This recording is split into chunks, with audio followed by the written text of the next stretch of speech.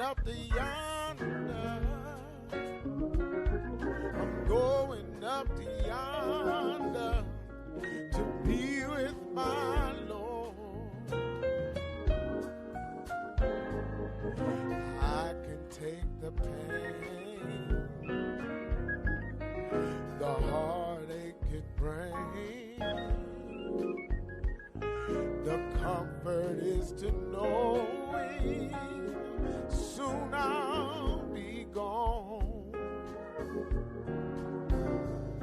If God gives me grace, I can run this race till I see my Savior face to face.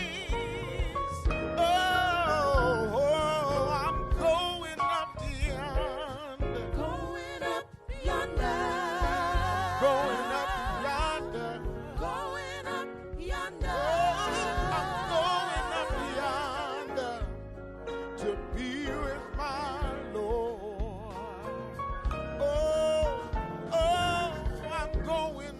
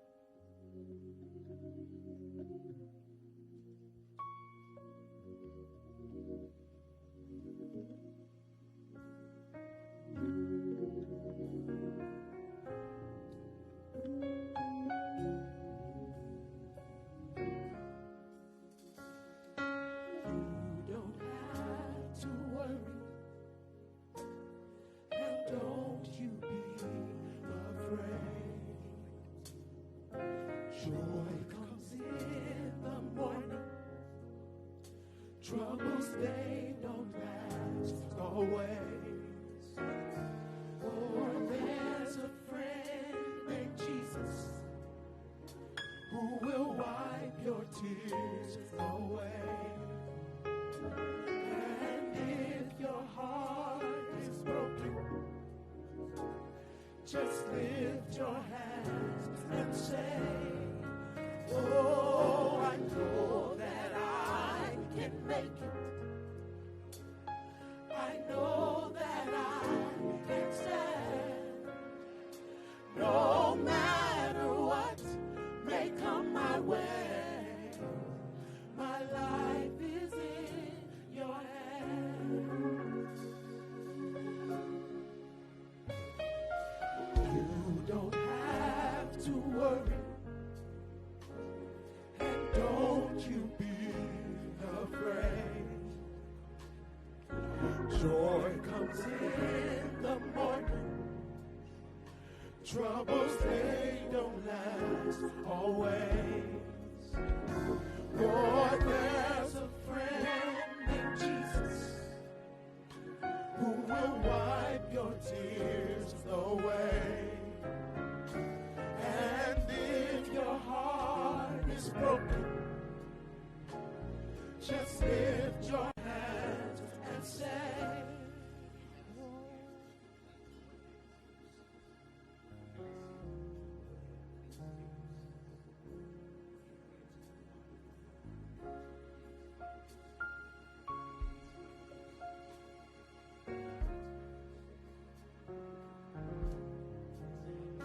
I know that I can make it.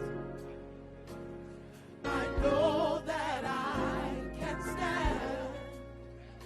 No matter what may come my way, my life is in your hands. With Jesus I can take it. With him I know I can stand. No matter what may come my way, my life is in your hands. I know that I can make it. I know that I can stand. No matter what may come my way, my life is in your hands. With Jesus I can take it. With him I know I can stand. No matter what may come my way, my life is in your hands. I know that I can make it. I know that I can stand. No matter what may come my way, my life is in your hands. With Jesus I can take it. With him I know I can stand. No matter what may come my way, my life is in your hands. My life is in your hands. My life is in your hands. My life is in your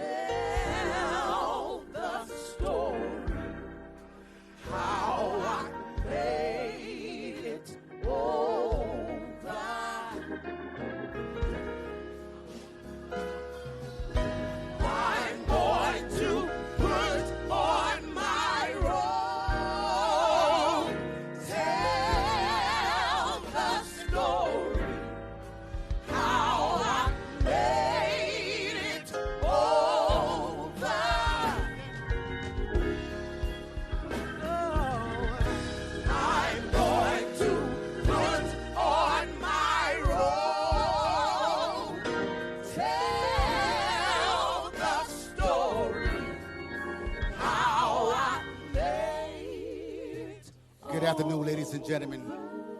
Good afternoon, ladies and gentlemen. First, I want to say thank you to all of you that have come out this afternoon to show your gratitude and respect to this family. But what we need y'all to do to help us today, we must socially distance ourselves. We must socially distance ourselves. We need everyone who have a mask, please put your masks on. And we must socially distance ourselves. And if you're sitting in a seat that did not have your name on it, you're actually sitting in the wrong seat. There's plenty of seats. There's many seats up in the balcony. There's many seats next door. But we need everyone to please cooperate with us. And let's show this family the dignity that they deserve. Is that all right? Can I get somebody to say, this is a church. Can I get somebody to say amen? Let's show this family the dignity that they deserve. And if you come here to show them your respect, it really shouldn't matter where you sit at. So thank you so much for your cooperation, and God bless you.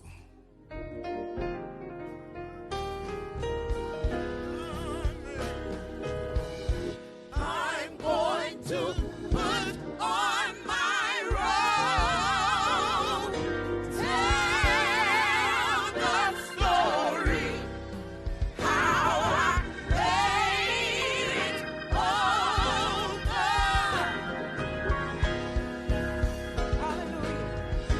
Hallelujah. I'm going to put on my robe, tell the story,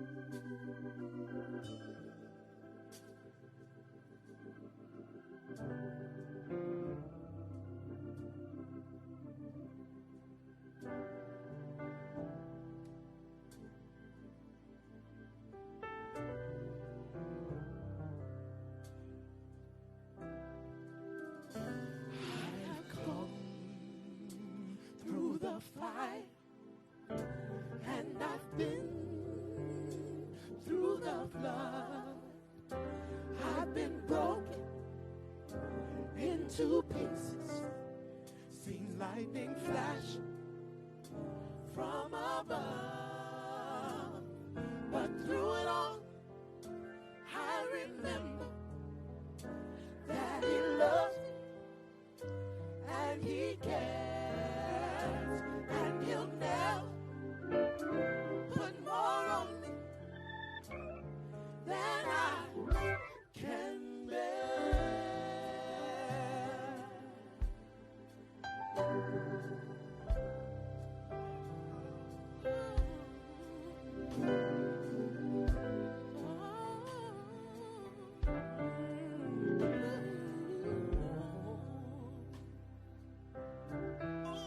I've come through the fire, and I've been through the flood.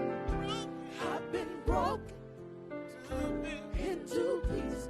Seen lightning flash from above. But through it all, I remember that he loves me and he cares, and he'll never put more on me than I can bear.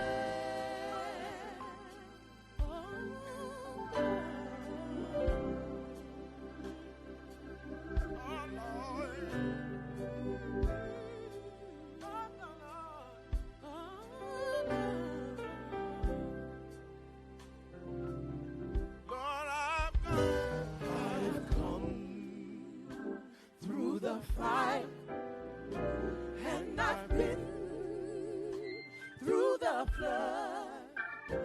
I've been broken into pieces. Seen lightning flash From above. from above.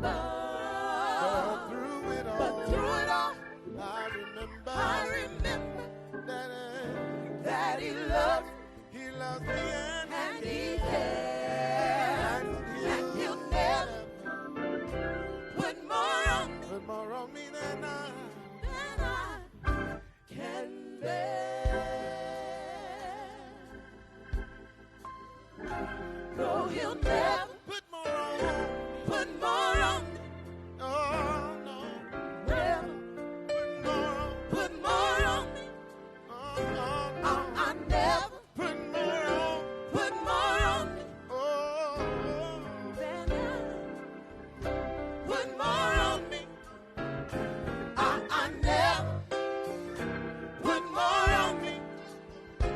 Oh, never put more on me. No, he'll never put more on me. Never, never, never, never. His word said he won't. I believe it. I receive it. I claim it. It's mine. It's mine. It's mine. It's mine. It's mine. It's mine. It's mine. It's mine. Oh, he'll never put more on me. Oh, he'll never put more on me. I never put more on me. No, he'll never put more on me. I never put more on me. I never put more on me. No, he'll never put more on me. No, he'll never put more on me.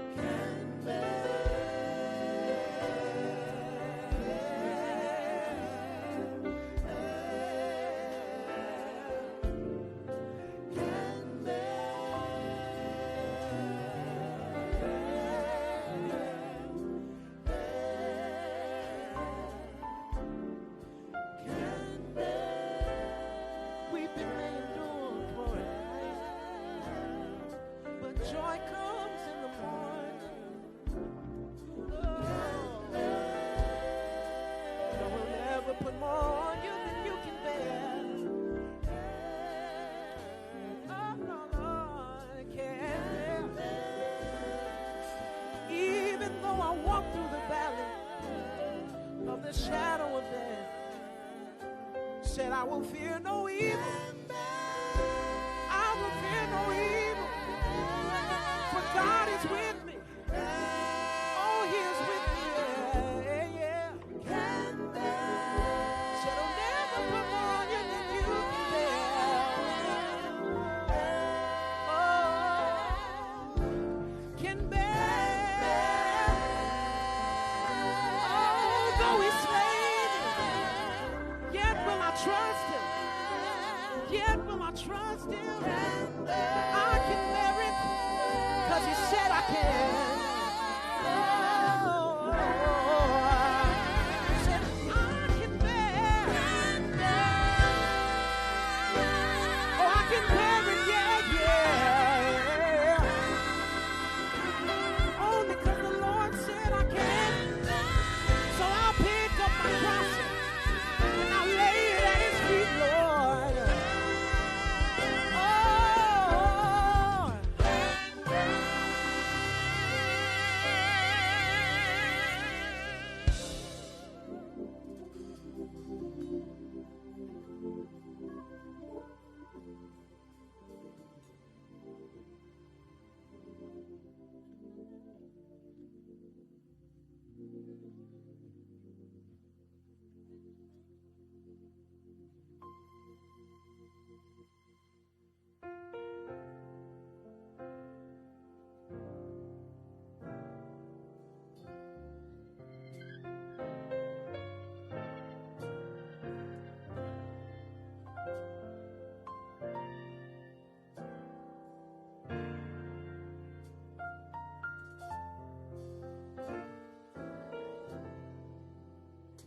Because the Lord is my shepherd, I have everything that I need. He lets me rest in the meadow's grass, and He leads me beside the quiet streams. He restores my failing health, and He helps me to do what honors Him the most. That's why I'm saved. That's why I'm saved. That's why I'm saved. I'm saved in His arms.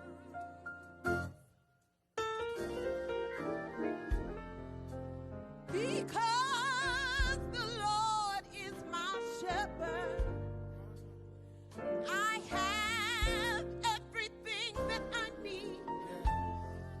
He lets me rest in the meadow's grass, and then He leads me beside the quiet streams. He restores my failing health, and He helps me to do what honors Him the most. That's why I'm saved. That's why I'm saved. That's why I'm saved. I'm saved in His arms.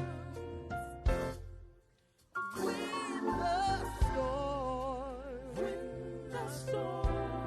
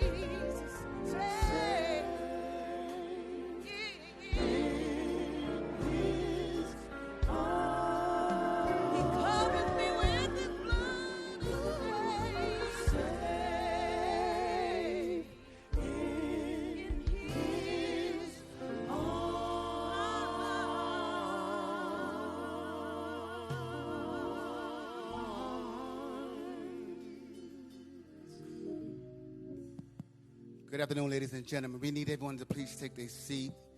The family is here. We need these center aisles, the center aisle clear. We don't need anyone in the center aisle to my left and your right. Please clear that aisle so the family can proceed and take their seats. We also need everyone to please cut your cell phone off. Please cut off your cell phones. And let's receive this family with dignity. Thank you so much for coming.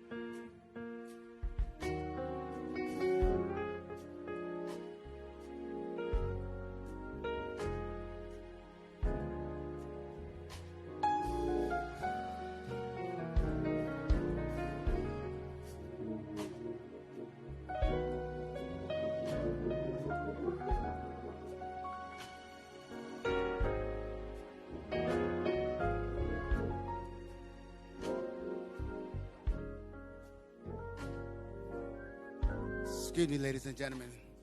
Again, we need you to socially distance yourself. It's every other seat. Please, ma'am, please, sir, if you're sitting directly next to someone, can you please socially distance yourself? Thank you so much for your cooperation. Thank you.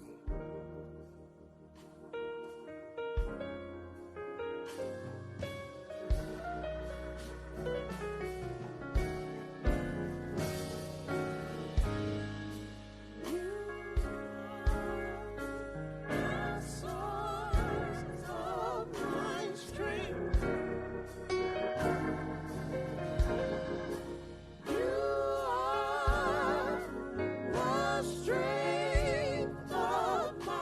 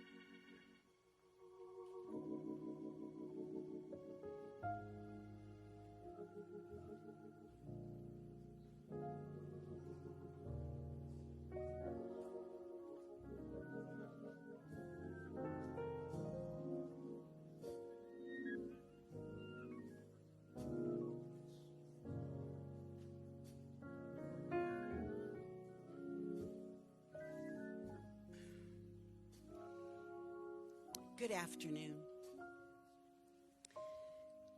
You may be seated.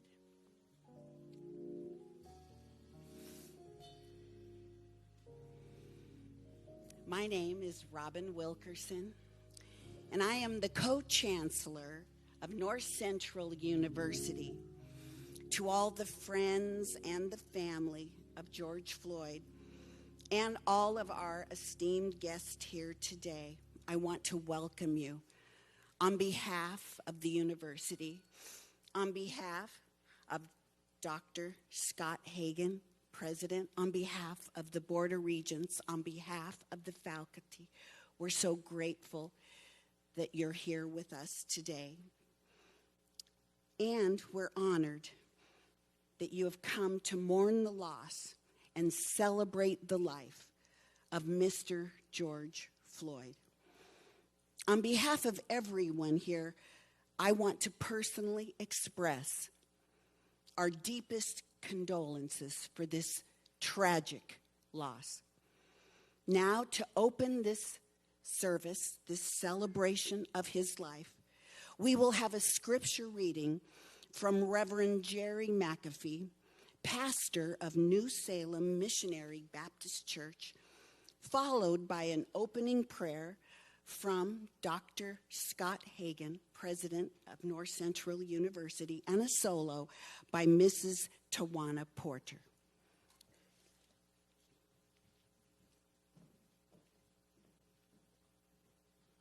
On behalf of the pastors and preachers from Minneapolis and St. Paul, the Bloods on the south side, Gangster Disciples and Vice Lords on the north side, Psalm 27. The Lord is my light and my salvation. Whom shall I fear? The Lord is the strength of my life. Of whom shall I be afraid? When the wicked, even mine enemies and my foes, came upon me to eat up my flesh, they stumbled and fell. Though an host should encamp against me, my heart shall not fear. The war should rise against me. In this will I be confident. One thing have I desired of the Lord, that will I seek after, that I may dwell in the house of the Lord all the days of my life, to behold the beauty of the Lord and to inquire in his temple. For in the time of trouble he shall hide me in his pavilion, and the secret of his tabernacle shall he hide me. He shall set me up upon a rock.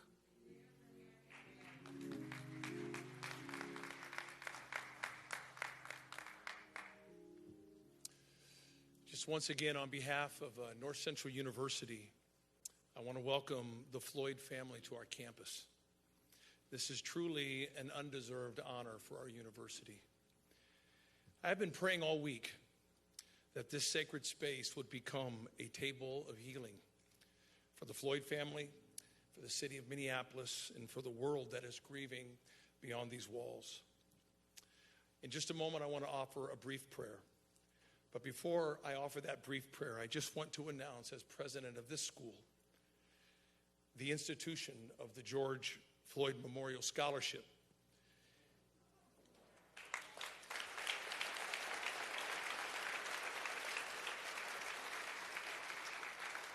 Even before announcing this scholarship yesterday, unsolicited, over $53,000 was handed to me to contribute toward the educational promise of aspiring young Black American leaders.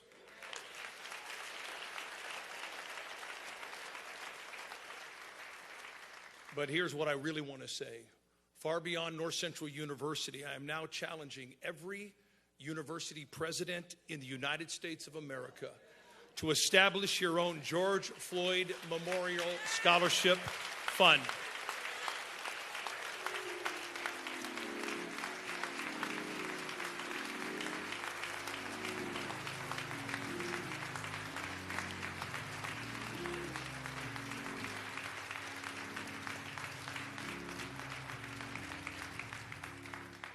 So people across this nation can give to the college of their choice.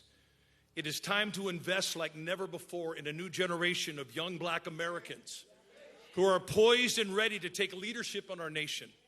So university presidents, let's step up together. I want to invite you now to pray with me, if you will. Lord, your word in Proverbs 31 is dynamically clear. It says to speak up for those who cannot speak for themselves. Ensure justice for those being crushed. Yes, speak up for the poor and the helpless and see that they get justice. Lord, we are asking today for you to take this table of healing here in Minneapolis today and multiply this healing all over this nation as part of that now never fading voice crying out on behalf of those who have been and who are now being crushed in body and spirit.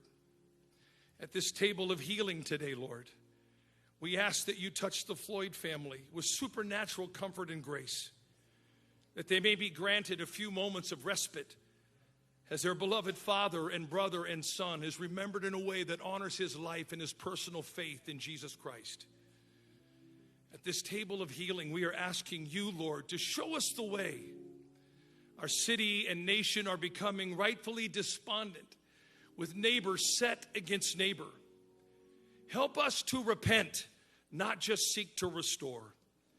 As a nation, as cities, as universities, and as religious communities, heal, make new, and help us, oh Lord, rebuild our national family.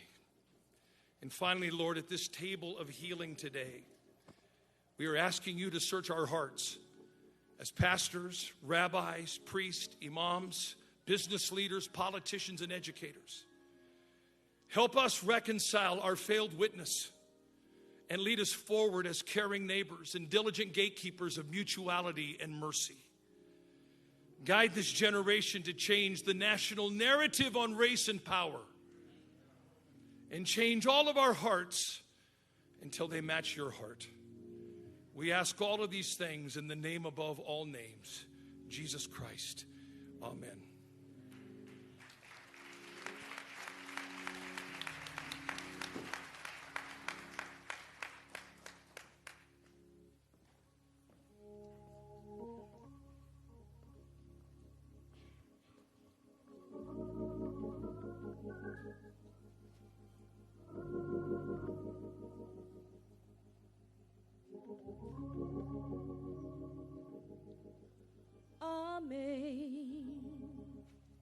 Amazing grace, how sweet the sound that saved a wretch like me. I once was lost, but now I'm found. Was blind, but now I see. 'Twas grace that taught my heart to fear, and grace my fears relieve.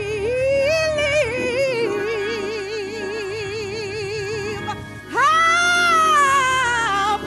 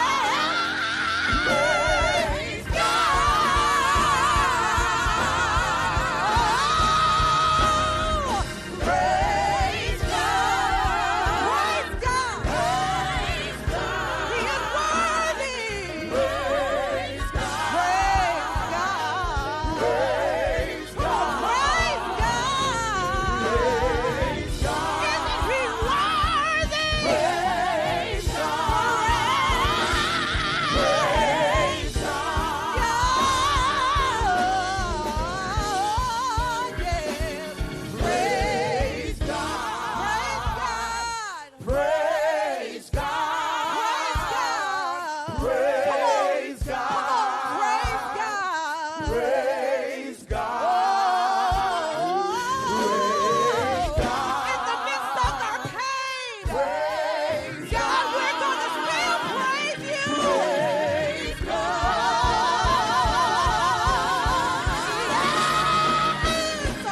Praise God. He's worthy. Praise God. Praise God. Praise God. Praise God. Praise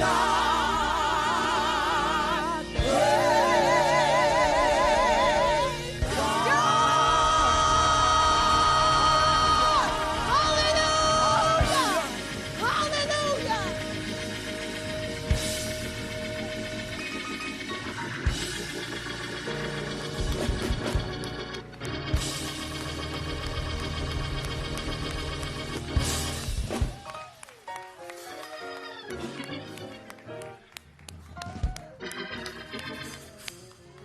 Thank you to Tawana.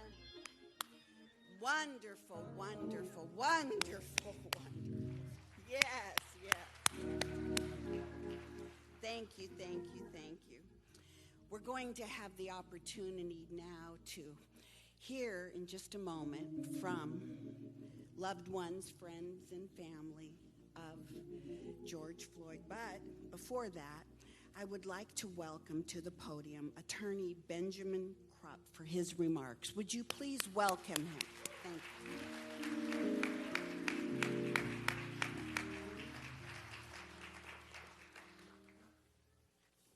I'm Attorney Ben Crump, and along with Attorney Tony Ramanucci and Attorney Chris Stewart, as my co-counsels out front seeking justice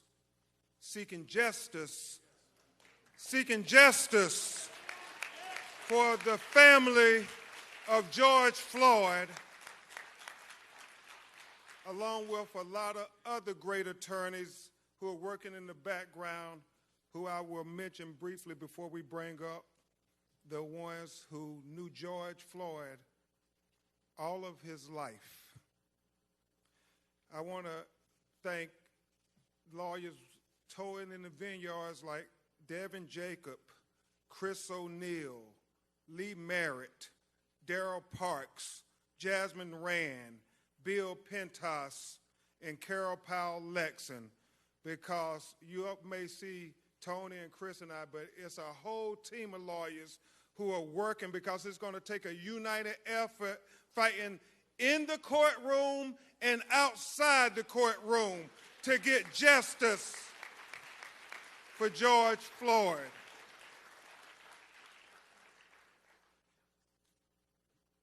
I would tell you all that because of the coronavirus pandemic, we have to stay on a strict schedule, and we all have to do this social distancing.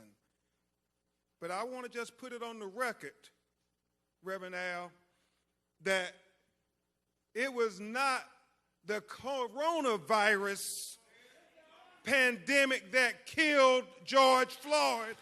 I want to make it clear on the record. Will Packard, it was that other pandemic that we're far too familiar with in America, that pandemic of racism and discrimination that killed George Floyd. So before we make a plea to justice, we feel it appropriate that you hear from the people who really knew George the boy, knew George the adolescent, knew George the man, and from whence George came. So I would ask that his brother Polonus Floyd, his brother Rodney Floyd, his cousin Sharita Tate, his nephew Brandon Williams, please come to the stage, and I would ask Attorney Tony Ramanucci and Attorney Chris Stewart to come and stand with me behind them as united they tell the world why we should celebrate the life of George Floyd. Please come up, family.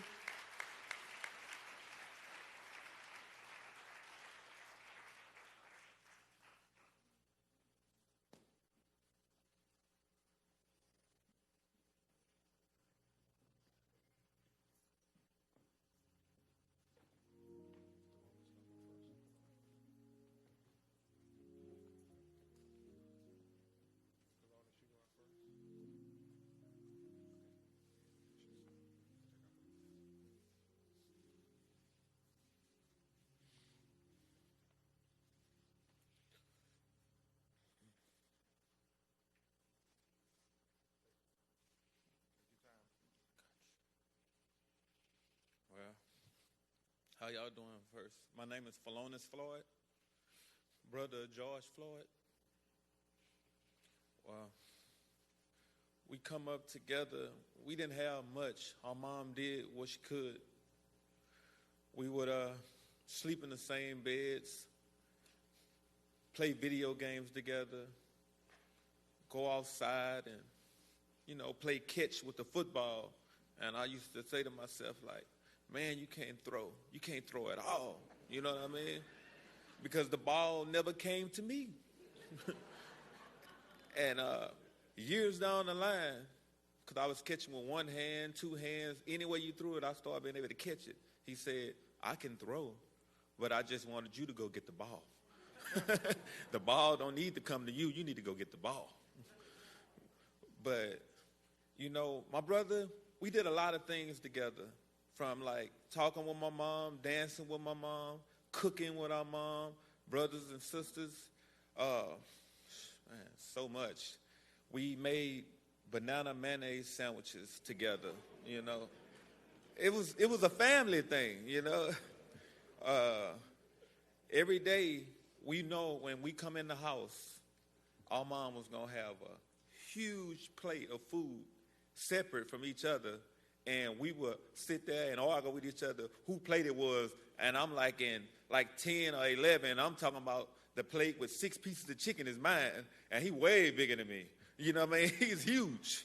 So, man, from that, being in the house with my brother, man, it was just like inspiring to other people, because my mom used to take in other kids, and most of them was George's friends, and they wanted to stay with her. They loved her, and my brother, he was okay with it. So then you had 3, to me, they were grown then, because they kicked me out the room.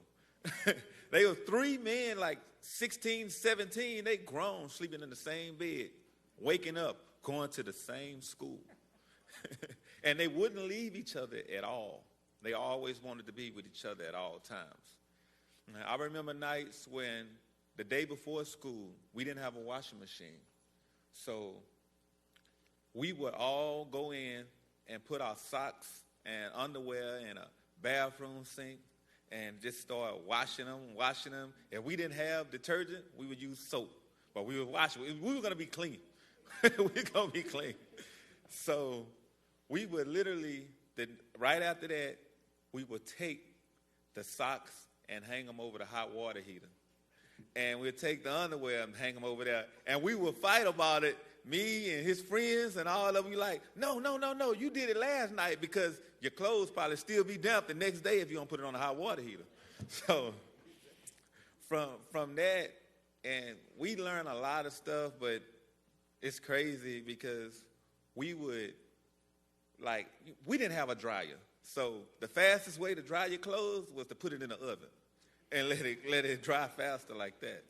So it was just, man, I love my brother, man. We had so many memories, together. I remember him waking me up, telling me, hey, man, can you iron my clothes for me? And I look at him, but then I look at his size, and I say, you right, big bro, you right. You know what I mean? It was just amazing. Everywhere you go and see people, how they cling to him. They wanted to be around him. George, he was like a general. Every day he walks outside, it'd be a line of people, like just like when we came in, wanted to greet him and wanted to have fun with him. Guys that was doing drugs, like smokers and homeless people, you couldn't tell, because when you spoke to George, they felt like they was the president, because that's how he made you feel. He was powerful, man. He had a way with words. He could always make you ready to jump and go all the time. Everybody loved George. We didn't call him George. We called him Perry. If you called him Perry, you knew him direct, you know what I mean? Because George was the name, everybody called him Big George, Big Floyd, you know, Georgie Porgy. He had so many different names. But I'm going to go ahead and let... Go ahead. I'm not stopping you. Go ahead. I'm just, man, it's crazy, man. All these people came to see my brother, and that's amazing to me that he touched so many people's hearts, you know, because he been touching our hearts, you know. You come to Third Ward, where we're from, people are crying right now. That's how much they love them. You know, I'm just staying strong as I can, because I need to get it out. I need to get it out. Everybody wants justice. We want justice for George. He's going to get it. He's going to get it.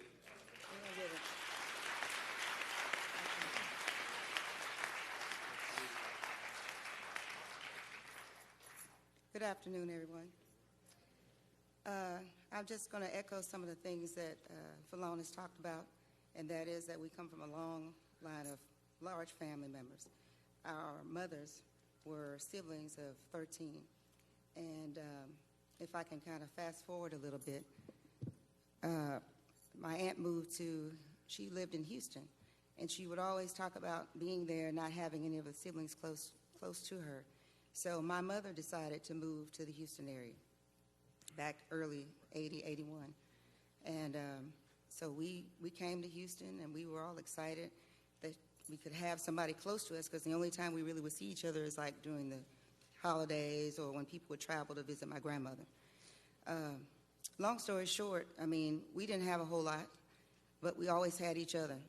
And we always were taught that, you know, we could always bring other people into the fold. Always, no one should ever go home without having a meal or having food. And so that's how, as he talked about, my aunt was someone in the community that everybody, they called her Miss Sissy. And all the kids loved to come over there. And she ended up having, 30 or 40 kids that would come over there because they always knew that they could get something to eat if they came there. And not only food, but they could be loved and they could feel part of a fold. So we were raised to always welcome people in and to embrace other people. And so you could see, as all these people, no matter who you talk to, they will all say the same thing, and that George was somebody who was always welcoming, always made people feel like that they were special, and nobody felt left out. And he would enter into a room. Everybody would feel like they were special. He would embrace them. As I think about the thing that I would miss about him most is his hugs. Like, he was this great big giant, and when he would wrap his arms around you, you would just feel like, you were, everything could just go away. Any problems you had, any concerns you had would go away. So while we're all grieving, I just want to kind of highlight his children, Quincy, Javion, Tanjanika, Tyson, and Gianna, and his 3-year-old granddaughter, Journey. We all need prayer. But if I am honest about it, we are more concerned about his children and his grandchildren. So I ask that you pray for us as we go along this marathon to make sure that justice is served on George's behalf, or Perry as we call him. I ask that you pray for us and especially for their children. Thank you.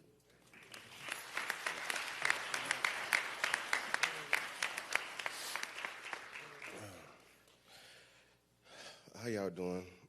I am Rodney Floyd, youngest brother of George Floyd. And my older brother PJ was talking about childhood memories and how we grew up. And I would like to start where he left off. We didn't have much growing up, but all that great stuff, how we dried and washed our clothes, that was just ingenuity. And hey, we worked with what we had, but didn't have much, but we had a house full of love. And I mean, I appreciate the love of everyone in here in the state of Minneapolis. Y'all adopted my brother and showed him so much love. And we feel that love in your city and thankfully everybody and plus around the world. It's a beautiful thing, this great love we're receiving. And George Floyd is receiving because he would love it. I wish he was here in the presence in the flesh to see it because all this great unity, he would bring in the tears like it's bringing us. But she had fun remembering my brother, Big Floyd, as y'all know. Oh, cooking-wise, he would make me, honestly, him and the other brothers, 3 gentlemen my brother mentioned grew up in our house, so they would say, "Little bro, you make the best grilled cheese. Can you please go make us one?" I mean, if I tell y'all as a little 6 or 7-year-old kid, I did that numerous times. I realized as I got older, y'all just using me. But you know what? But you know, I was just happy to be doing it. But my big brother, I mean, great guy, great gentleman, great man, and as a child, without no father figure, he was big brother, but I didn't see the little stuff they were throwing out. He was doing the best he can, and the mistakes he made, and I, watching them, following him, corrected myself as a grown man, as a teenager growing up, and, you know, learning from him how to be a man and everything he instilled us and taught us. He was doing him, but he was teaching us how to be a man because he was in this world already before us. And he gave us a lot of great lessons. And I mean, one thing about a man, keep the definition as is. Floyd, responsibility. He will stand up for his family and friends, and he's great at that. And I want you guys to know that he will stand up for any injustice everywhere. Whew. Can y'all please say his name? Thank y'all.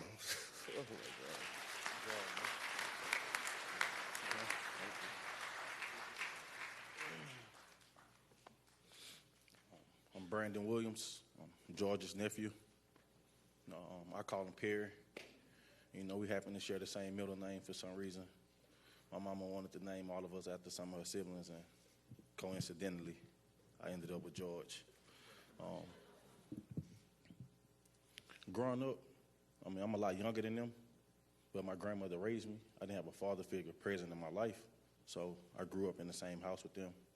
And, you know, my uncles were more of a father figure in my life. And with Perry being the alpha male, you know, I gravitated to him. Coming up, I played sports. He did. And, you know, that kind of connected us and brought us real close. I'm trying not to be sad. This is a lot harder than I thought it would be. I just remember all. I just remember just all of the memories, man. So more than anything, I just want to say thank you to him just for being there, just being a real, genuine person, just being loving and caring and somebody I can count on no matter what. We didn't have much, but coming up, my grandmother tried her best, and wherever she selected, he picked it up for me. He made sure I had sneakers and clothes and a lot of stuff like that, and I appreciate that. I'm going to end it with a funny story about he was the biggest LeBron James fan. And I remember, I don't know if you guys are familiar with the NBA, but when the Cavaliers, they came back on the Golden State Warriors in the finals, and I remember the very first phone call, and I told him, "Unc, man, you too happy. You sound like you won a championship." And we laughed about it, and, you know, he said, "Man, you know how I feel about LeBron. I did win a championship." So, and every time we would talk, you know, I asked him, like, "Hey, how you doing, man? You good?" And he said, "I feel like I won a championship." And that kind of stuck. It was just this inside thing we had. So I know with him being the strong person he was and seeing everybody come together and just rally around him and extend all of the love and support to our family. And, man, we thankful and grateful. And I know more than anything, with everybody grieving and hurting, he would want us to feel like we won the championship. So I'll end on that note. Thank y'all.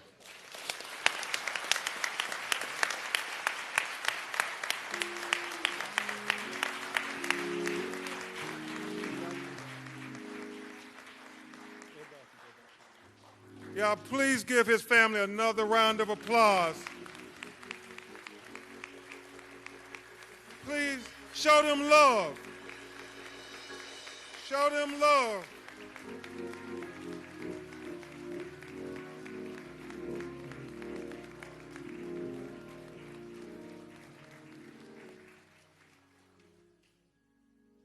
thank you all so much for bearing your hearts. If we learned one thing, the Floyd boys like to eat.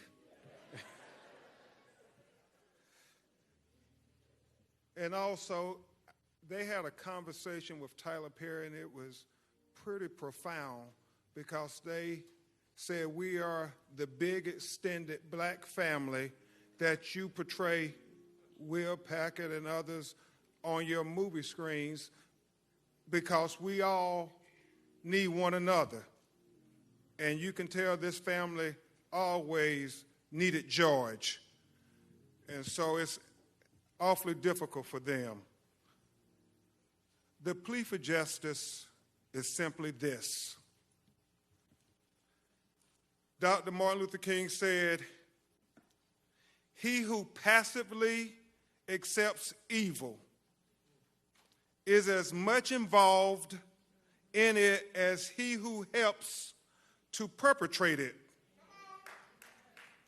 He who accepts evil without protesting against it is really like cooperating with it." You know, T.I., on that video, what we saw was torture. Reverend Jackson, what we saw in that video was inhumane. Martin III, what we saw in that video was evil. And so, America, we proclaim, as we memorialize George Floyd, do not cooperate with evil. Protest against evil. Join the young people in the streets protesting against the evil, the inhumane, the torture that they witnessed on that video.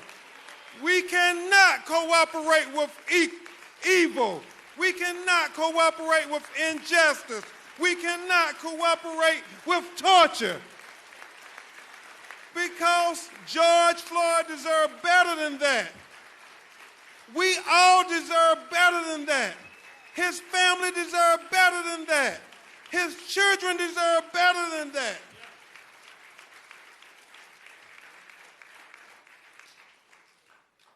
Steve, all George wanted from life is what any of us want.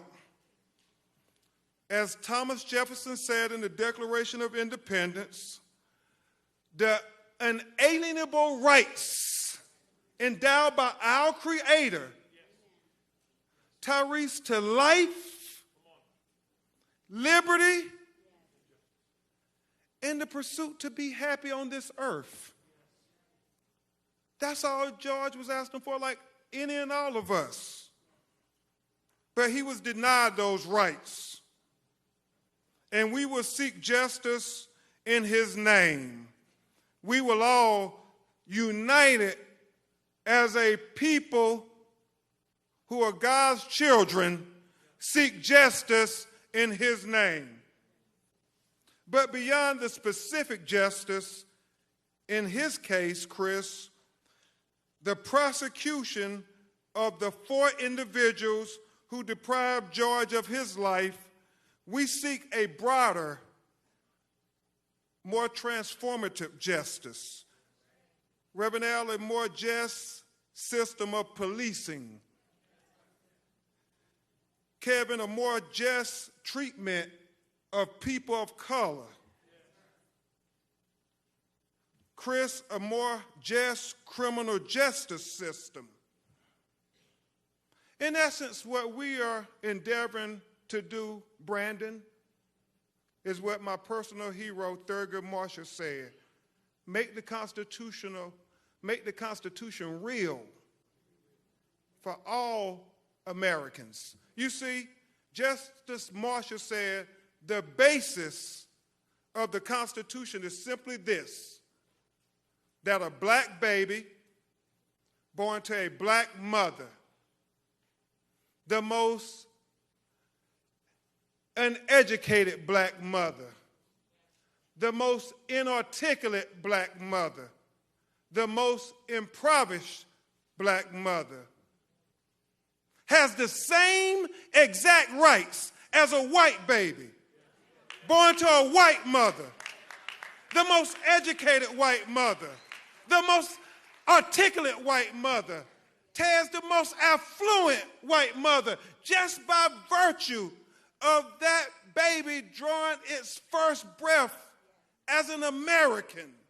Now, Justice Marshall said, Reverend Jackson, I know that's not the case in America today, but I challenge anybody to say, Tony, that's not the goal we're fighting for. He said, I challenge anybody to say, that's not what makes America the great beacon of hope and justice for all the world to marvel. So when we fight for the George Floyds of the world, but more importantly, when we fight for the unknown George Floyds of the world, when we fight for the Trayvon Martins of the world, when we fight for the Terrence Crutches of the world, when we fight for the Michael Browns of the world, when we fight for the Alton Sterlings of the world, when we fight for the Philando Castillos of the world, when we fight for the Jamar Clarks of the world, when we fight for the Eric Gardners of the world, when we fight for the Sandra Blands of the world, when we fight for the Ahmaud Arbery's of the world, when we fight for the Breonna Taylors of the world, when we fight for the Natasha McKinney's of the world,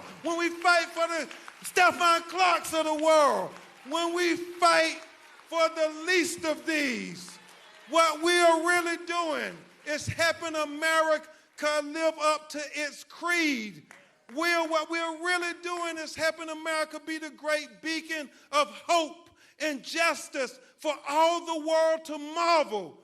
But most importantly, brothers and sisters, what we are doing is helping America be America for all Americans.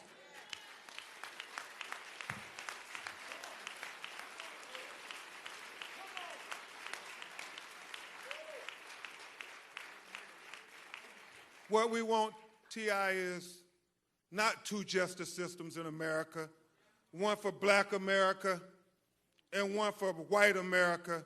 What we endeavor to achieve is equal justice for the United States of America, and George Floyd is the moment that gives us the best opportunity I have seen in a long time of reaching that high ideal that this country was founded on. Thank you so much. This is the plea for justice. On behalf of the family, the children, we will get justice. We are committed to it.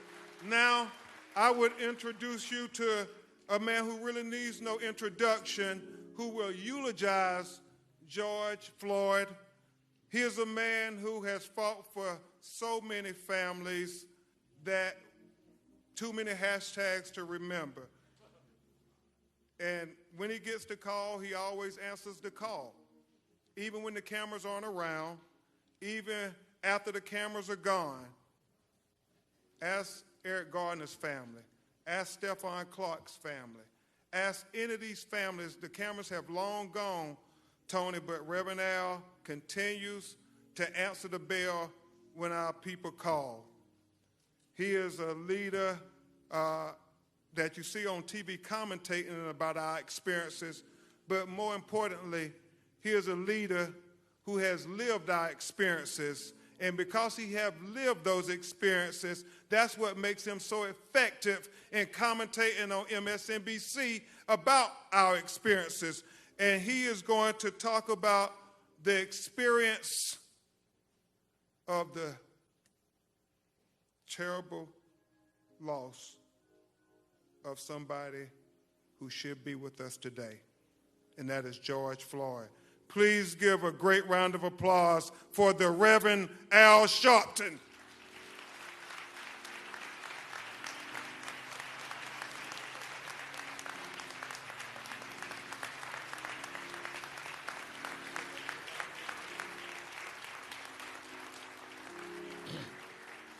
Thank you.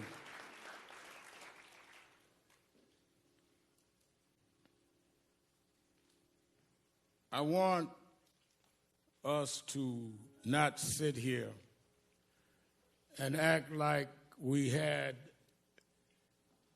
a funeral on the schedule.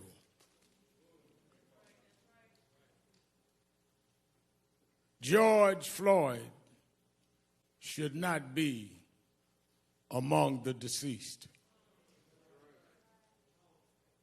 He did not die of common health conditions. He died of a common American criminal justice malfunction. He died because of there has not been the corrective behavior that has taught this country that if you commit a crime, it does not matter whether you wear blue jeans or a blue uniform, you must pay for the crime you commit.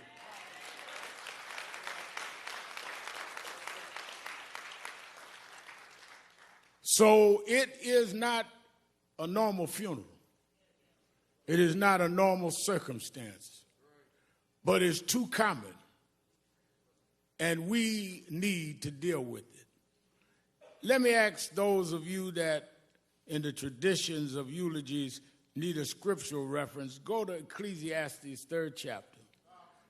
First verse says, to everything there is a time and a purpose and season under the heavens. I'm going to leave it there. I saw somebody standing in front of a church the other day had been boarded up as a result of violence, held the Bible in his hand. I've been preaching since I was a little boy. I never seen anyone hold a Bible like that, but I'll leave that alone.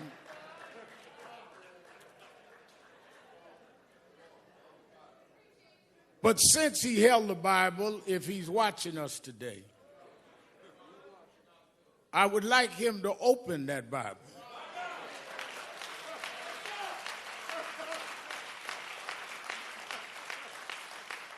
And I'd like him to read Ecclesiastes 3.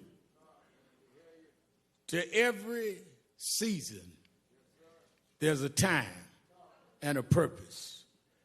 And I think that it is our job to let the world know when we see what is going on in the streets of this country and in Europe, around the world, that you need to know what time it is.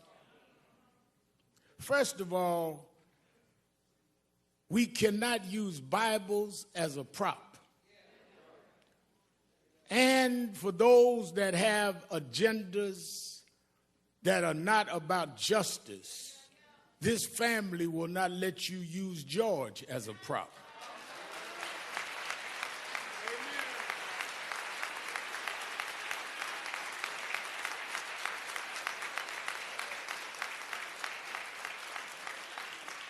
If you want to get your stuff off, don't use him. Let us stand for what is right. Because when I got the call from Attorney Crump, and usually when he calls me, it's not to find out how I'm doing. It's usually because something happened that he wants National Action Network and I to get involved. And he explained to me what was happening with this case. And I'd already heard about it in the media. And immediately I said, well, let me know what you want me to do. He said, whatever you need to do.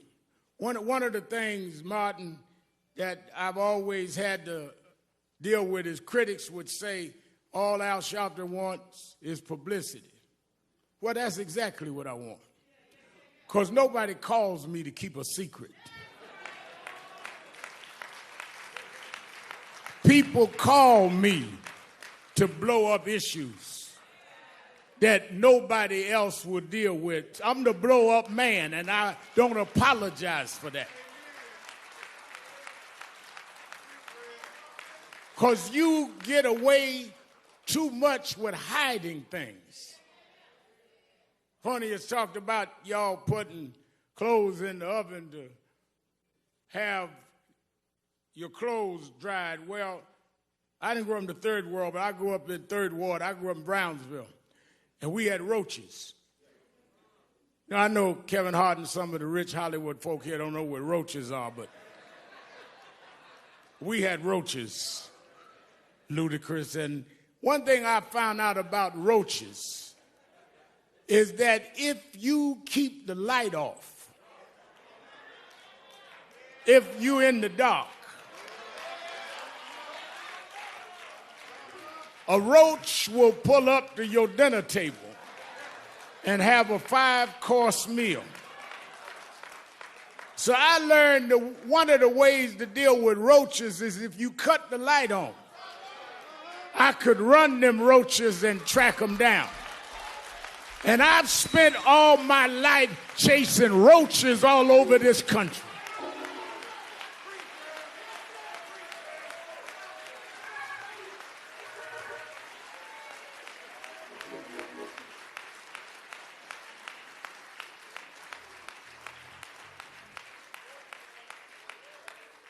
As soon as I talked to the family and got the details and heard that among George's last words was, "I can't breathe," with a knee on his neck, I immediately thought about Eric Gardner. I did the eulogy at his funeral. And I called his mother. And I said, I know we are not going out because of the coronavirus. But this is so much like Eric. If we could arrange some private way to go to Minneapolis, would you go? And she said, Rev Al, I'm already packing. Let me know. Tyler Perry said, I'll give the families, the plane, whatever y'all need, because this is wrong. Robert Smith said, don't worry about the funeral costs. People across economic and racial lines started calling and getting in. And we flew out here, her and I, last Thursday. And when I stood at that spot, the reason it got to me is George Floyd's story has been the story of black folks. Because ever since 401 years ago, the reason we could never be who we wanted and dreamed to be in is you kept your knee on our neck.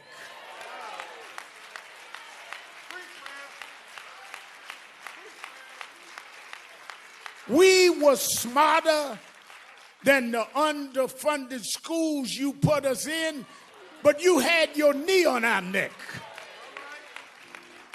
We could run corporations and not hustle in the street, but you had your knee on our neck. We had creative skills. We could do whatever anybody else could do, but we couldn't get your knee off our neck. What happened to Floyd happens every day in this country, in education, in health services, and in every area of American life. It's time for us to stand up in George's name and say, get your knee off our necks.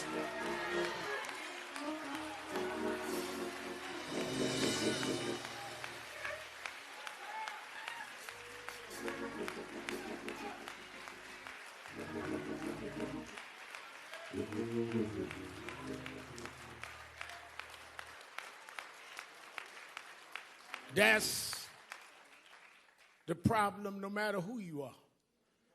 We thought maybe we had a complex, T.I., maybe it was just us. But even blacks that were broke through, you kept your knee on that neck. Michael Jordan won all of these championships, and you kept digging for mess because you got to put a knee on our neck. White housewives would run home to see a black woman on TV named Oprah Winfrey, and you mess with her because you just can't take your knee off our neck.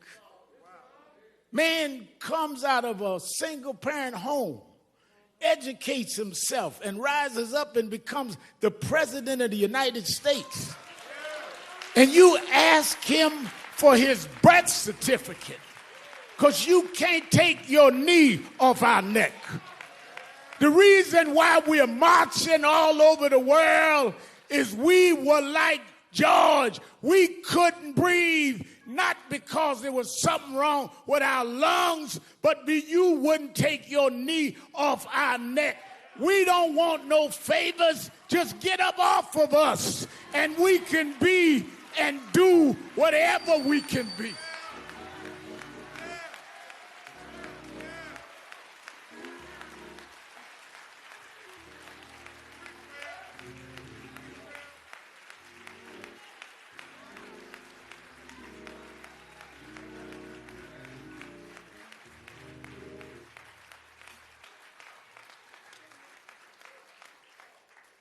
There have been protests all over the world.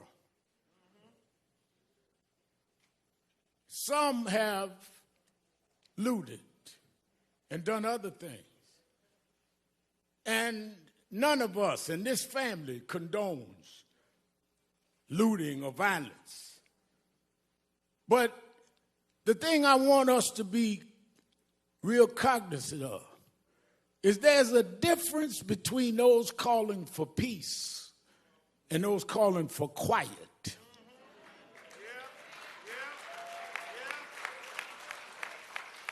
Some of y'all don't want peace. You just want quiet. You just want us to shut up and suffer in silence. The overwhelming majority of the people marching wasn't breaking windows. They were trying to break barriers. They wasn't trying to steal nothing. They were trying to get back the justice you stole from us. Those that broke the law should pay for whatever law they broke. But so should the 4 policemen that caused this funeral today. We don't have a problem denouncing violence, Mr. Governor. We don't have a problem, Mr. Mayor, denouncing looting. But it seems like some in the criminal justice system have a problem looking at a tape and knowing there's probable cause, and it takes a long time for you to go and do what you see that you need to do.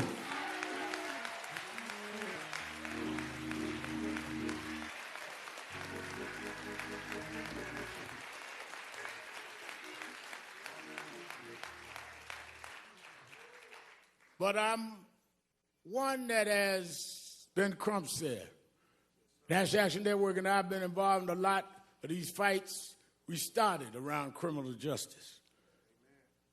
I did speeches and eulogies at most of the funerals that we've had in this space in the last couple of decades, and led the marches and did what we had to do.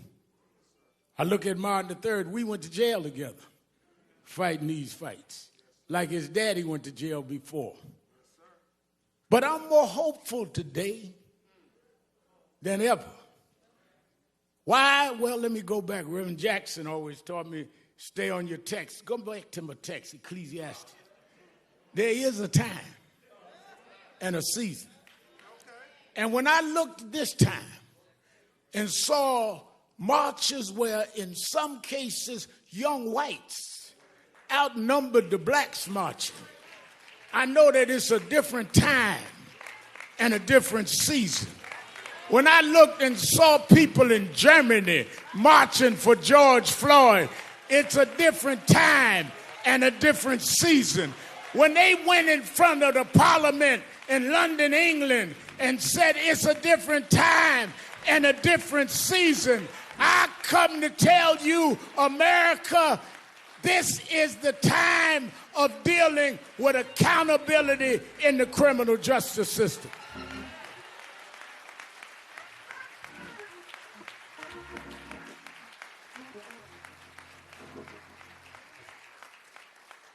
Stephen, years ago, I went to march. Now I remember a young white lady looked me right in the face and said, "Nigga, go home."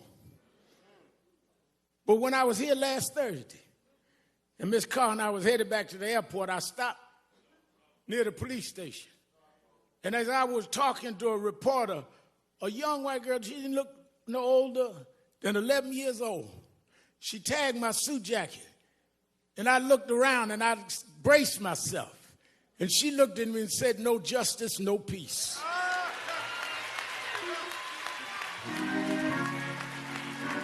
It's a different time. It's a different season. And if my Bible carrying guy out in front of that boarded up church, if I got him to open up the Bible, I want you to remember something. You know, I was late last October to an appointment because the time changed. And I was still, my watch was on the wrong time. You know, once a year, time goes forward. And if you don't, Congresswoman Omar, move your watch, you're going to find yourself an hour late, not because your watch was wrong, but you had your watch on the wrong time. Well, I come to tell you that are sitting in Washington, talking about militarizing the country, thinking that you can sell wolf tickets to people who's had enough of abuse. I come to tell you, you can get on the TV, but you on the wrong time. Time is out for not holding you accountable. Time is out for you making excuses. Time is out for you trying to stall. Time is out for empty words and empty promises. Time is out for you filibustering and trying to stall the arm of justice. This is the time. We won't stop. We're going to keep going until we change the whole system of justice.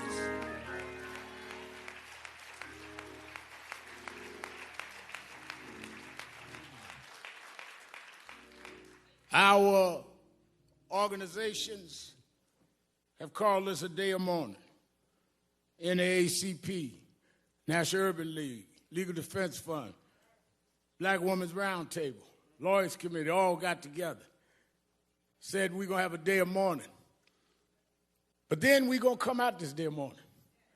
Because as some of our experts, Cheryl Eiffel and others that know the legal field, have outlined a legal process that we must enforce, everything from residency to dealing with police backgrounds not being hidden. I talked to Governor Andrew Cuomo today in New York. He says we got to change 50A where the backgrounds are stopped of policemen. We need to know if they stop you, they find out everything you ever did. Why don't we know when policemen have a pattern?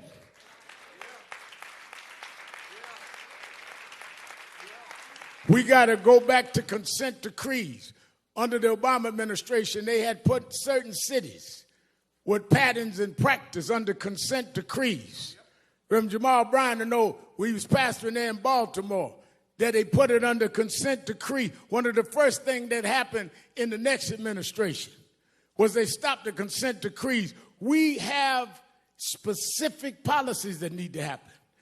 Therefore, I'm glad Martin III is here today, because on August 28th, the 57th anniversary of the March on Washington, we're going back to Washington, Martin. That's where your father stood in the shadows of the Lincoln Memorial and said, "I have a dream."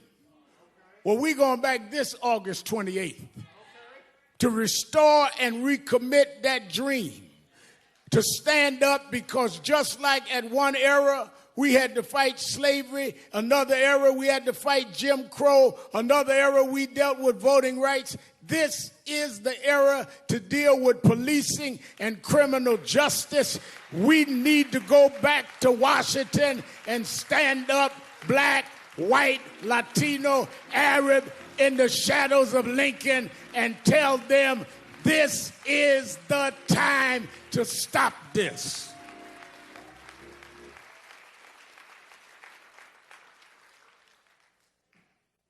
We, Martin and I talked about this. I've asked Reverend Bryant to get the faith leaders together. I talked Randy Weingart about the labor leaders. Oh no, we're going to organize in the next couple of months in every region not only for a march, but for a new process. And it's going to be led by the Floyd family. And it's going to be led by the Garner family. And it's going to be led by those families that have suffered this and knows the pain and knows what it is to be neglected. And it's going to be getting us ready to vote not just for who's going to be in the White House, but the State House and the city councils that allow these policing measures to go unquestioned. We are going to change the time. Let me say this to the family who has shown such great grace and real level and balanced thinking. And that's why I want them to help lead this. And I think one of the greatest thinkers of our time, Dr. Michael Eric Dyson, I've asked come and speak. We need to break down, because y'all don't know what time it is. Y'all are operating like it's yesterday. And the reason y'all late catching up to what these protests means is because you didn't turn your clock forward. Talking about make America great. Great for who and great when? We're going to make America great for everybody for the first time.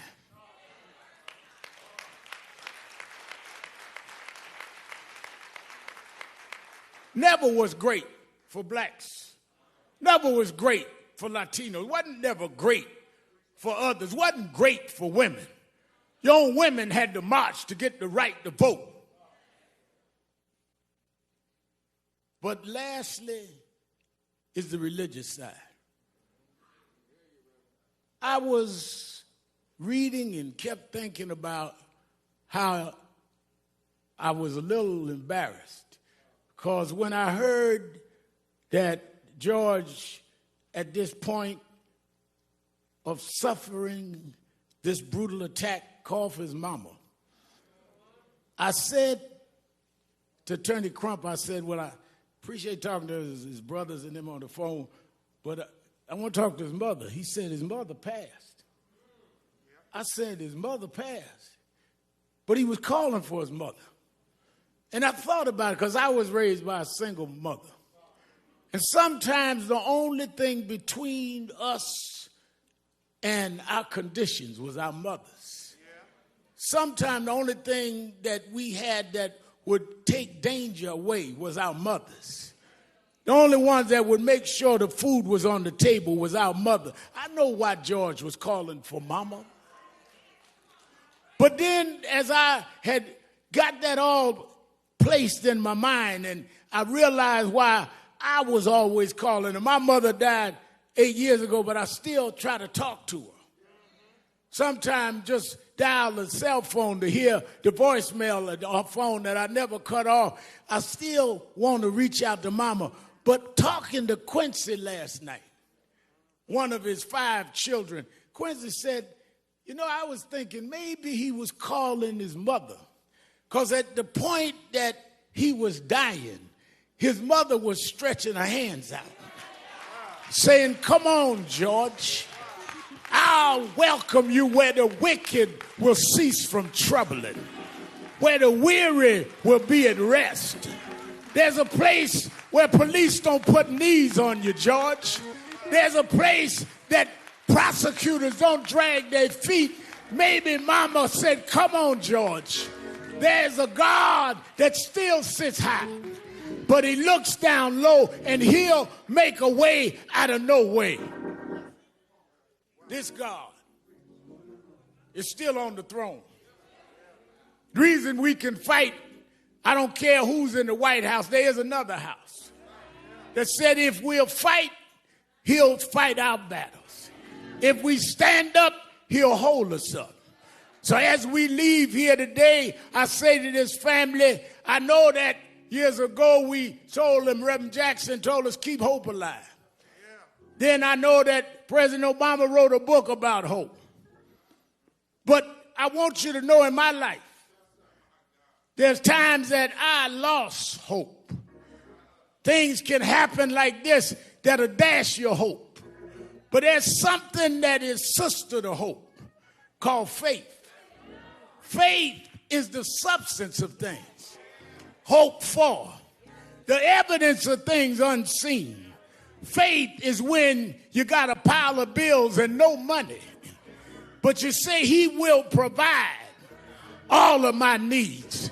Faith is when you got no medicine in the cabinet and you're sick in your body, but you say he's a doctor that never lost a patient and he'll dry tears from my eyes.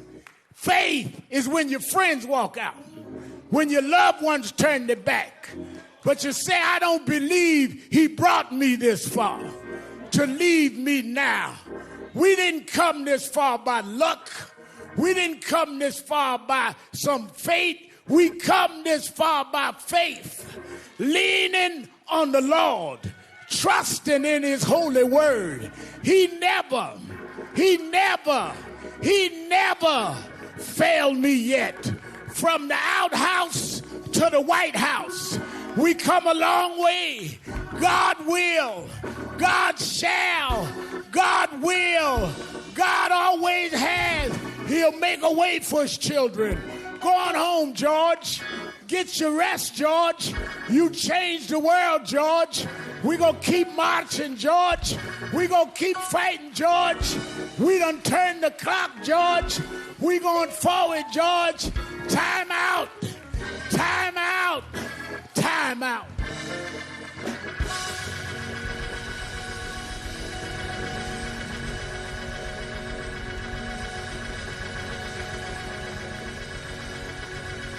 Hezekiah Walker.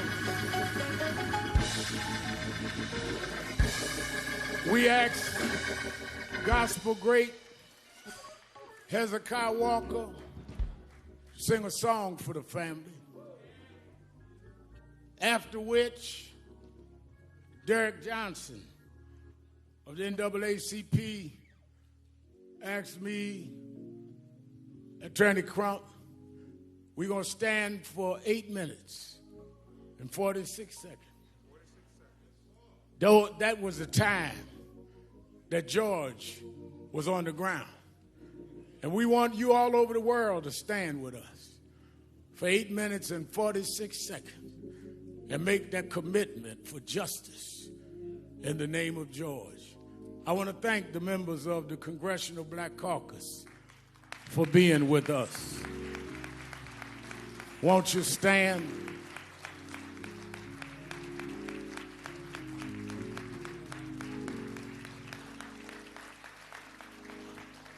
I want to thank the son and heir and co-convener, Dr.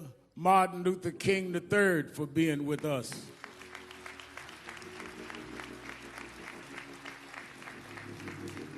I want to thank the mayor and the governor and their brides for being with the family.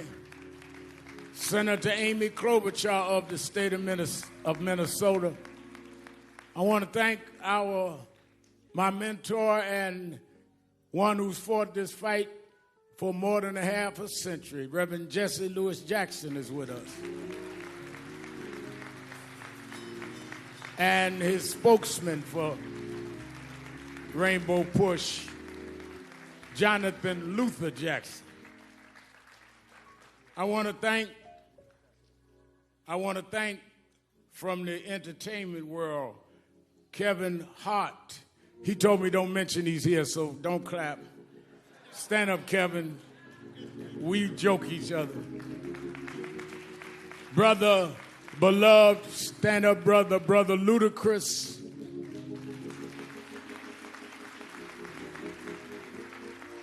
Tyrese Gibson, who's an extraordinary activist in his own right. Master P.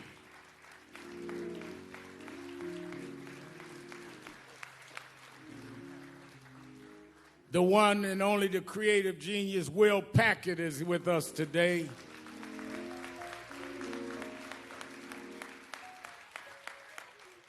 And a brother that we've marched together and done a lot of things. He does not just put his name on somebody's petition. He puts his body on the line. Brother T.I.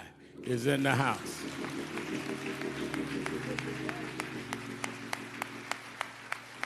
I want this brother's one of the greatest gospel singers alive. Is Tiffany here? Oh, wait a minute. I didn't want to announce and say I embarrassed her. Let me tell you something. One of the most popular, outstanding artists that is also committed. I've read her interview. She think I'm old and don't read stuff, but I do. And she's been committed and saying the right things, and she wanted to be here today. And I was so busy joking with Kevin, I didn't even look at her. Let us welcome our sister beloved, Sister Tiffany Haddish is in the house.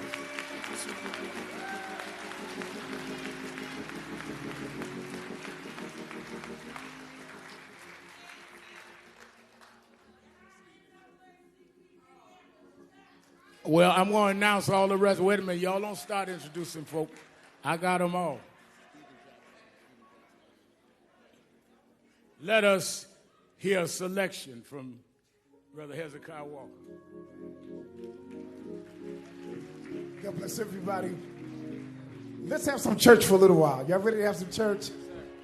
I came all the way from Brooklyn, New York to do this for George and the family. The song says, every praise, amen, is unto our God. Let's do it. Come on, let's stand to our feet, everybody. Come on. Come on. Put your hands together. Come on. Come on, come on, come on. Come on. Every praise, come on. Every praise is to our God. It's to our God. Every word of worship. Every word of worship. With one accord. With one accord. Every praise. Every praise. Every praise. Every praise. To our God. It's to our God. Yeah. Sing hallelujah. Sing hallelujah. Oh. To our God. Glory hallelujah. Glory hallelujah. Is to our God. To our God. Every praise. Every praise. Every praise. Every praise. To our God. To our God. Come on, let's take it up. Come on. Every praise. It's to our God. To our God. Put them hands together. Come on. Every word of worship. With one accord. With one accord. Come on. Every praise. Every praise. Every praise. Every praise. To our God. To our God. Look at your neighbor and say, sing hallelujah. Sing hallelujah. Oh. To our God. Glory hallelujah. Glory hallelujah. It's to our God. To our God. Come on. Every praise. Every praise. Every praise. Every praise. To our God. To our God. Come on, my people. Let's take it up one more time. Come on. Every praise. It's to our God. Every word of worship. Every word of worship. With one accord. With one accord. Every praise. Every praise. Every praise. Every praise. To our God. To our God. I don't care how you're feeling. Sing hallelujah. Sing hallelujah. To our To God. our God. Hallelujah. Glory hallelujah. To our To God. our God. Every praise. Every praise. Every praise. Every Is praise. to our God. To our God. This is my favorite part right here. Come on.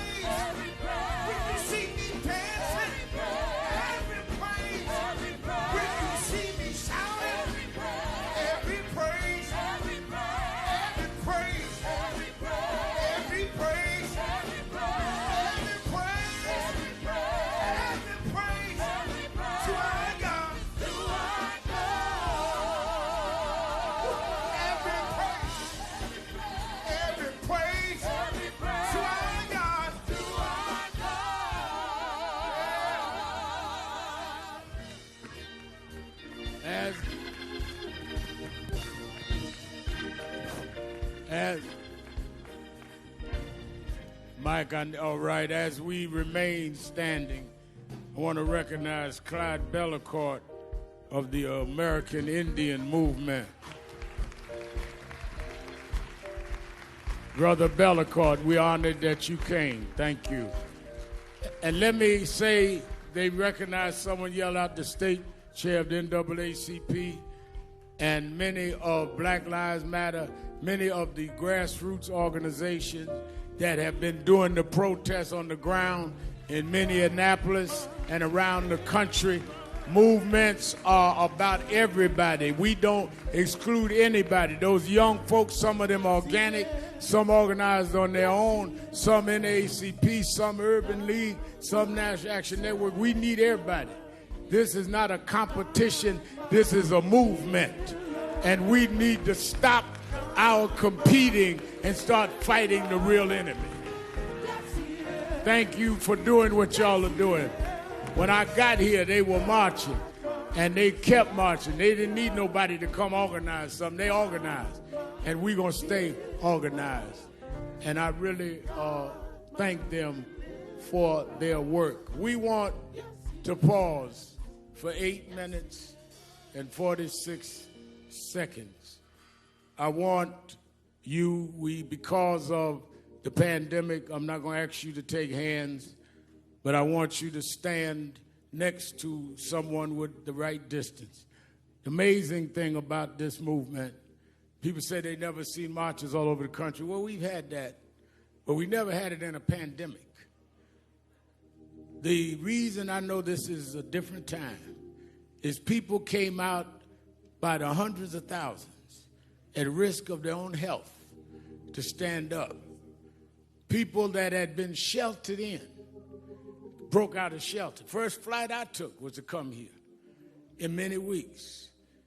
And maybe in God's own way, Martin, the fact we were sheltered means we couldn't watch sports, couldn't watch nothing. We had to keep watching that tape. Maybe because we had no distractions, that finally we are ready to deal with this.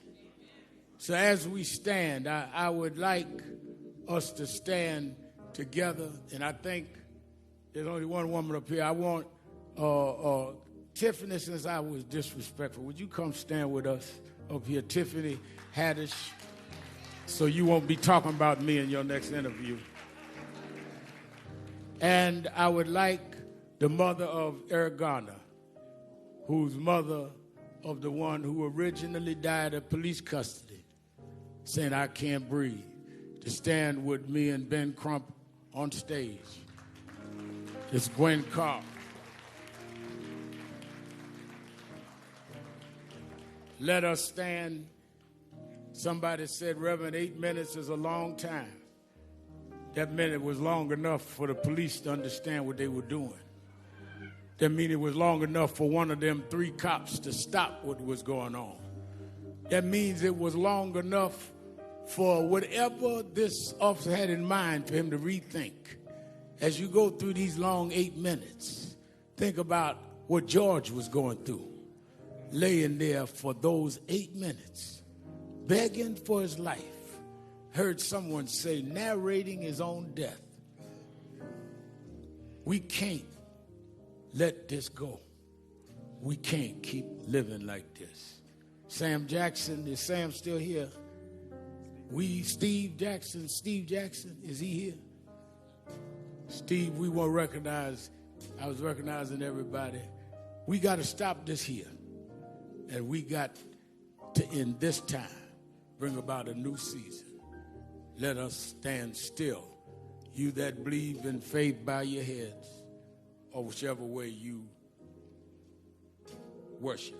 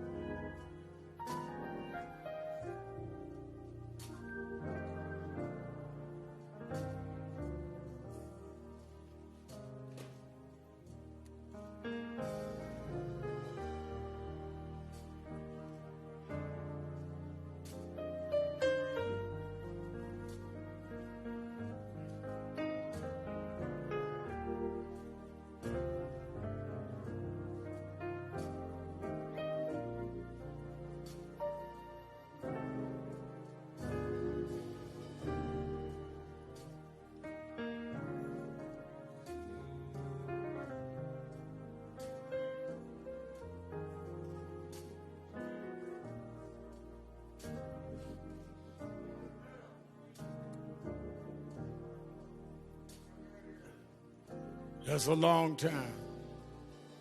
If we've calculated with the clock here, that's how long he was laying there. There's no excuse.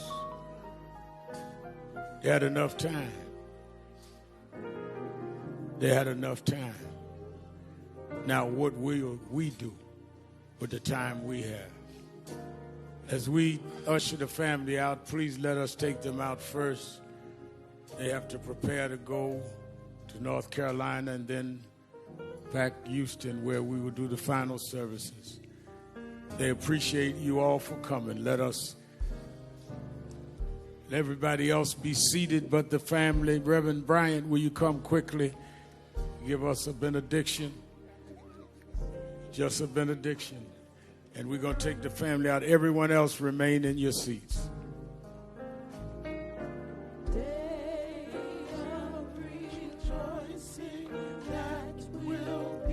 You'll remain where you are for the benediction.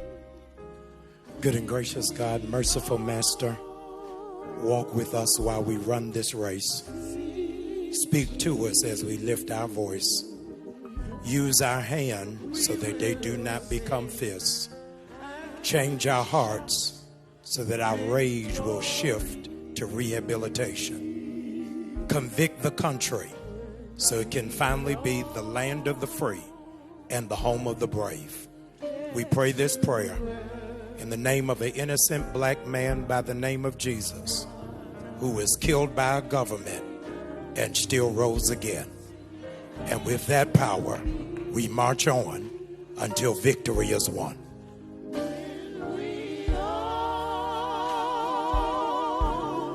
Let's usher the family.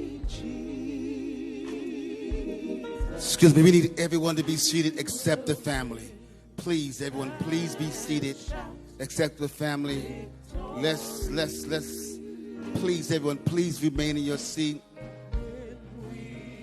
as we escort this family out. Thank you so much. Please, we need everyone to remain seated.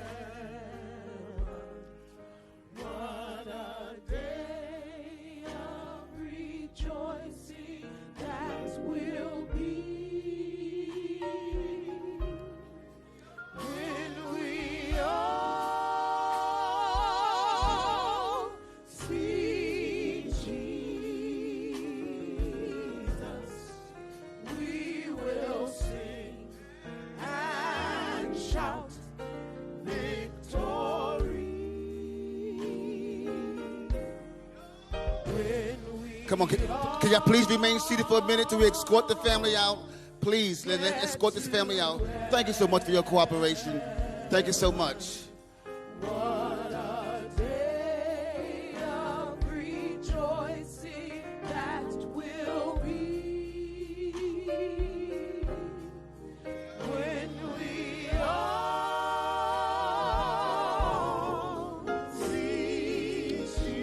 Family has grown.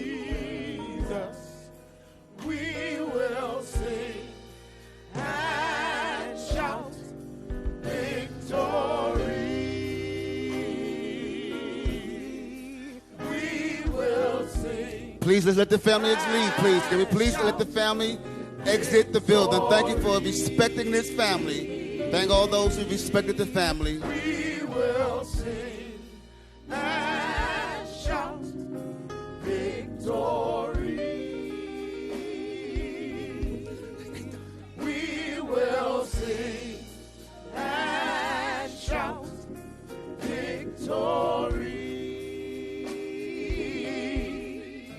We will sing and shout victory. We will sing and shout victory. We will sing and shout victory. Thank you so much. God bless you all.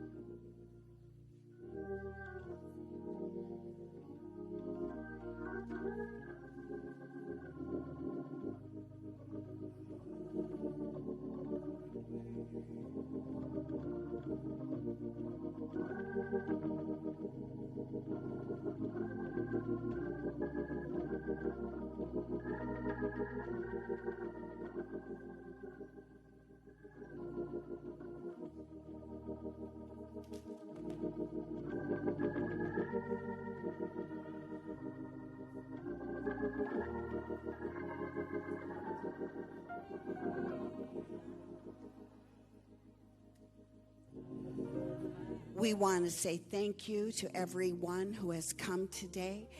We want to say how much we appreciate taking your time, and we are dismissed at this time, and make your way safely and respectfully as you depart from the sanctuary. Have a wonderful day.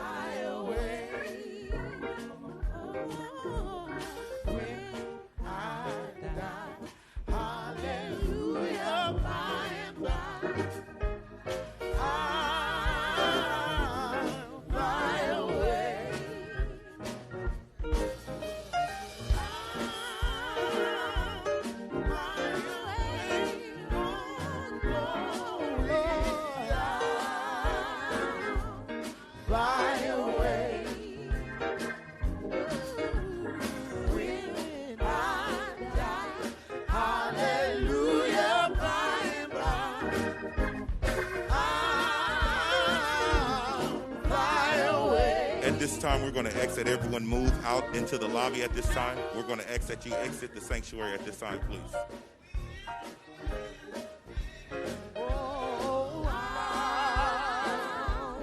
Fly away.